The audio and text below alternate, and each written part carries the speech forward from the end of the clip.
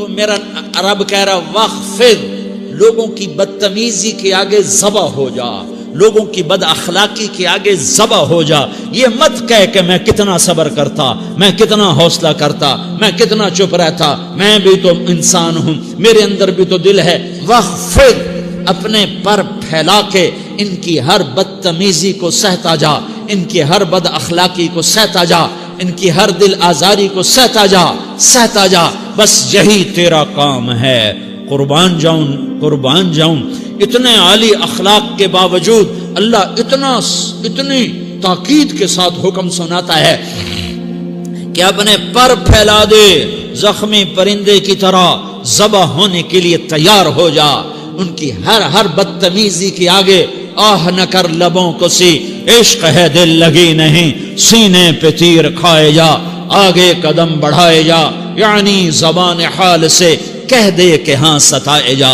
وہ یہ کرتا ہے، وہ یہ کرتی ہے، اسے یہ نہیں آتا، اسے یہ نہیں آتا، اسے وہ یوں سناتی ہے، وہ یوں سناتا ہے، وہ یوں کرتی ہے، وہ یوں کرتا ہے. یہ آج کے اخلاق ہیں. کوئی آنکھ ایسی نہیں ہے جو خوبیاں ڈھونڈے.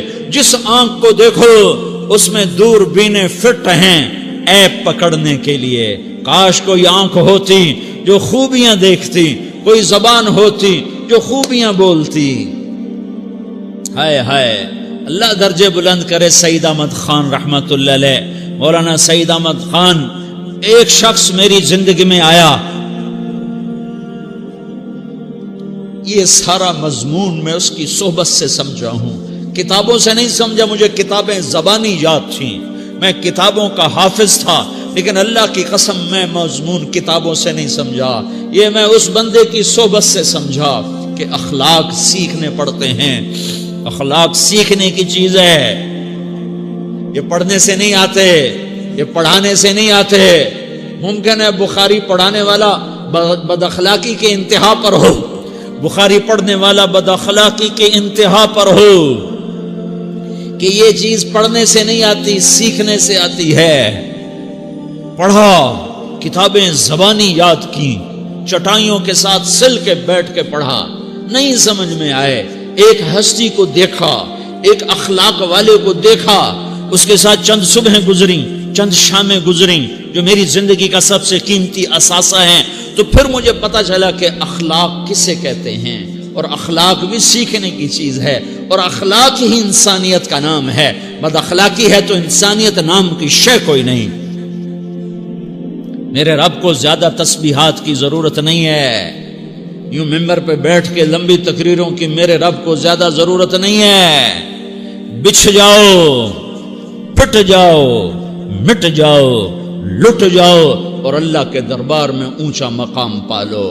لوگوں کی سہنا سیکھ لو، لوگوں کے زخم سہنا سیکھ لو، لوگوں کے لگائے ہوئے نشتر، لوگوں کے لگائے ہوئے زخم چھوڑ دو رسنے کے لیے، چھوڑ دو گھاؤ بننے کے لیے، چھوڑ دو انہیں گہرا ہونے کے لیے. یہ جتنے گہرے ہوں گے اتنا تم اللہ کو محبوب نظر آؤ گے. تو بچا بچا کے نہ رکھ اسے، تیرا آئینہ ہے وہ آئینہ کہ شکستہ ہو تو عزیز تر ہے نگاہ آئینہ ساز میں. اسے ٹوٹنے دو، اسے ٹوٹنے دو. توڑنے والوں کو کہہ دو آ جاؤ ادھر آ ستمگر، ہنر آزمائیں تو تیر آزما، ہم جگر آزمائیں. لوگوں کو بولنے دو، عورتوں کو بولنے دو، تم سنتی جاؤ اور سہتی جاؤ اور پیتی جاؤ اور اف نہ کرو اور آہ نہ کرو. تم وقت کی رابعہ بصری ہوگی، تم وقت کے جنید بغدادی ہوگے. بڑے بڑے مجاہدوں والے اور بڑے بڑے بڑے بڑے عبادات والے، بڑے بڑے عبادات کے قطب مینار، اللہ کی قسم تمہاری گرد نہیں چھو سکتے، تمہاری گرد کو نہیں پا سکتے. تمہیں پہنچنا تو کہاں ہے، تمہاری گرد کو بھی نہیں پہنچ سکتے ہیں. اگر تم اپنے اخلاق قابو کر لو، اپنی زبان پہ قابو کر لو، لوگوں کی دل آزاری پہ چپ رہنا سیکھ لو، لوگوں کی تکلیف پر چپ رہنا سیکھ لو، اور لوگوں کی بدتمیزی پر چپ رہنا سیکھ لو، اور برے سے اچھا بننا سیکھ لو، برے کے سامنے مسکرانا سیکھ لو، تانے سن کر بھی مسکرانا سیکھ لو، تو تمہیں زیادہ نفلوں کی ضرورت نہیں پڑے گی. تمہیں لمبی لمبی تہجد کی ضرورت نہیں پڑے گی. تم وہاں پہنچو گے جہاں کوئی نہ پہنچ سکے گا. تم ادھر جاؤ گے جہاں کوئی نہ جا سکے گا. تمہارے مقامات کو کوئی پا نہ سکے گا آخرت میں، نہ دنیا میں نہ آخرت میں. اپنے اخلاق بناؤ. اپنی آخرت کو بنانا ہے تو اس نفس کو پاکیزہ کرو. یہ نفس پاک ہوتا ہے دو باتوں سے، ایک عبادات سے، ایک اچھے اخلاق سے. اور یہ غلیظ ہوتا ہے، ناپاک ہوتا ہے عبادات کو چھوڑنے سے اور بد اخلاقی کا شکار ہونے سے. بد اخلاقی سب سے بڑی غلاظت اور کبیرہ گناہ سب سے بڑی غلاظت ہے، اور عبادات سب سے بڑی خوراک ہے، سب سے بڑی پاکیزگی ہے. اچھے اخلاق سب سے بڑی خوراک ہے، سب سے بڑی پاکیزگی ہے. گناہوں کا چھوڑ دینا سب سے بڑی طہارت ہے. یہ کرو گے اللہ تمہیں چمکائے گا، تمہاری دنیا بھی بنائے گا، تمہاری آخرت بھی بنائے گا. یہ اخلاق سیکھنے پڑتے ہیں، عبادات کو سیکھنا پڑتا ہے. اللہ کے راستے میں جاؤ، اللہ کے راستے میں پھرو، اور اپنے اخلاق بھی بناؤ، اپنا ایمان بھی بناؤ، اپنے کردار کو بھی بناؤ. اور مرتے دم تک یہ محنت کرتے رہو. کرتے کرتے موت آ گئی تو جو ادھورا پن ہے اللہ دور کر دے گا. جو ادھورا پن ہے اللہ دور کر دے گا. اور کوشش کرو 24 گھنٹے کی زندگی میں اس زبان پہ خیر کے سوا کچھ نہ نکلے. تم بے شک فرض نماز پڑھو، تسبیحات مسنون نہ پڑھو، تو لمبے ذکر نہ کرو، لمبے قرآن نہ پڑھو، لمبے نفل نہ پڑھو.